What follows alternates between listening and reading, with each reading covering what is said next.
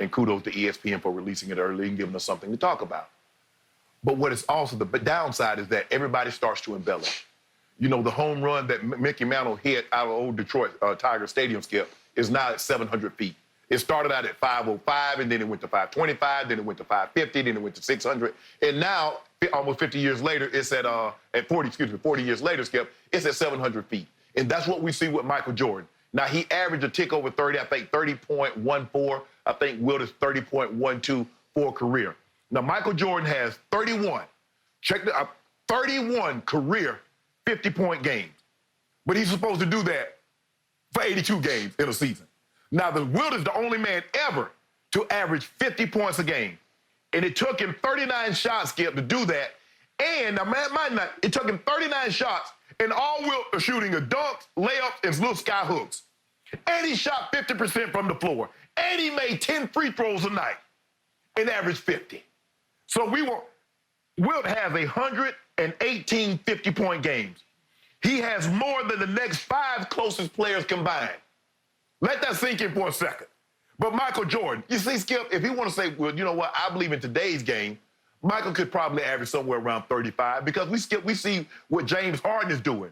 So imagine what James Harden is doing, 35 points a night. Michael Jordan is going to get 15 more points per night. Man, stop, Skip, Lord. Michael is great. He doesn't need embellishing. He doesn't need it.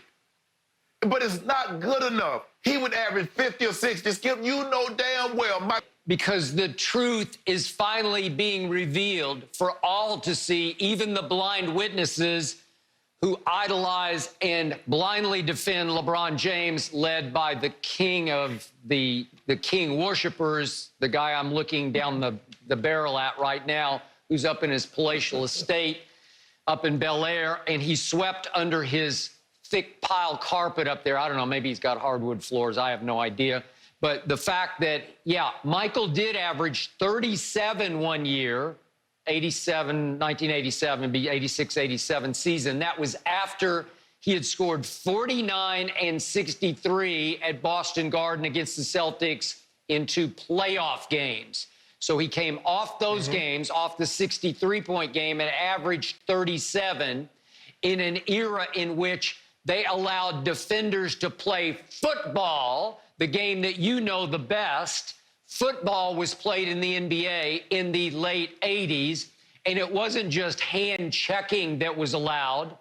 It was clutching and grabbing and shoving and hard fouling. There was no such thing really as a flagrant foul. You had to hospitalize somebody to get a flagrant foul in the late 80s. It was just seen part of the game that you hard fouled any and everybody, superstars also included. They were not protected in the late 80s. So, yeah, Jordan took huge punishment to average 37 a game in 87 that he would not have to take now. So if I took 1987, 37-point a game, Michael Jordan, put him into now, when, as David Falk, his agent, said they play virtually no defense, which is virtually true on a nightly basis. There is no hand checking allowed.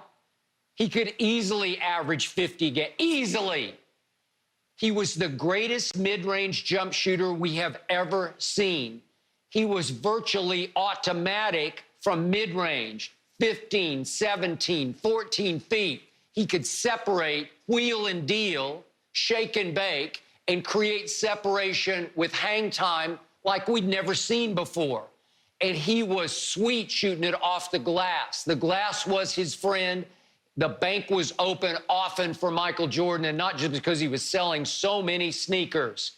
He was making so many glass shots, sweet, soft bank shots that allowed him to be the most lethal mid-range shooter we've ever seen, which is obviously LeBron's biggest flaw and weakness, the biggest hole in LeBron's game. This is not about LeBron. He doesn't have much of a mid-range jump shot.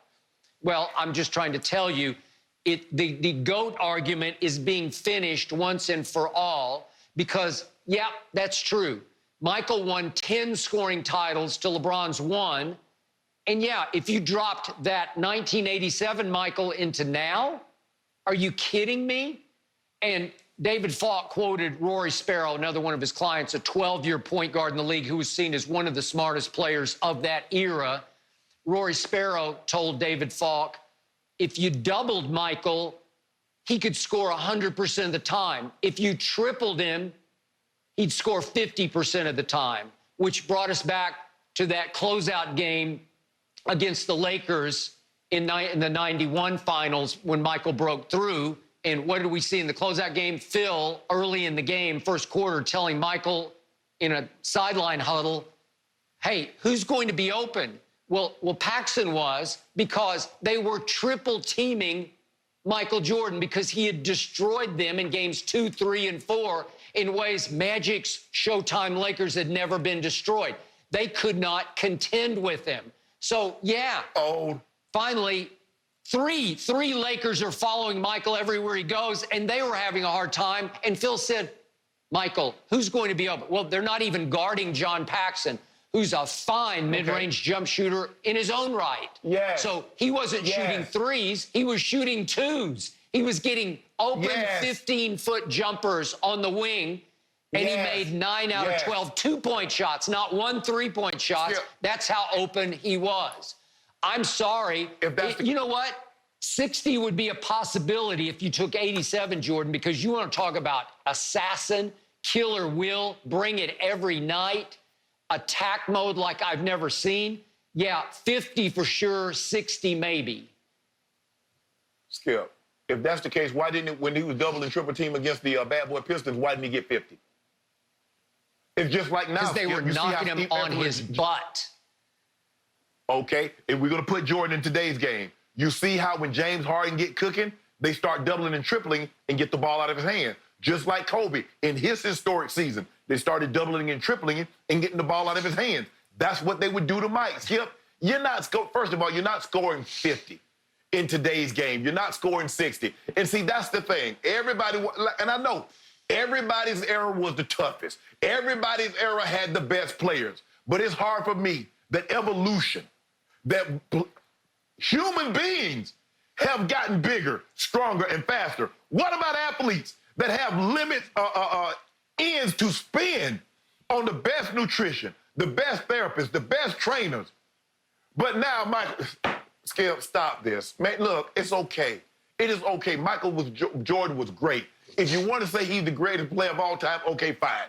I'm done with it. I know who I think is, but this embellishment has got to go. So I guess if we put LeBron James back in the 50s at 6'9", 250, what was he going to average? He probably averaged 45 points a night, right? Since we doing it like that, because they were so small. There's a thing called evolution. There was a time the offensive linemen weighed 180 to 200 pounds. Now they're between 295 and 315, Skip. People get bigger. They get stronger. They get faster. This notion, oh, they don't play no defense, stop it. James Harden is as skilled as anyone. Can shoot the three better than Jordan.